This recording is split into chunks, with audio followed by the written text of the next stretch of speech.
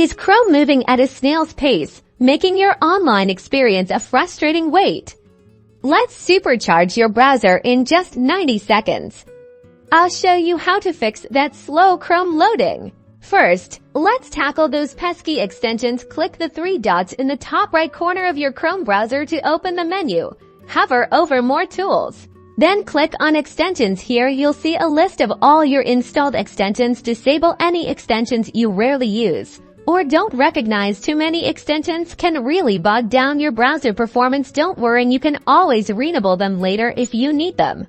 Next, clear your browsing data and cache. Go back to the three-dot menu and this time click on Settings. In the Settings menu, either type Clear Browsing Data in the search bar or find Privacy and Security and click Clear Browsing Data. Make sure cookies and other site data and cached images and files are checked and then click Clear Data. This will free up space and help Chrome run more smoothly.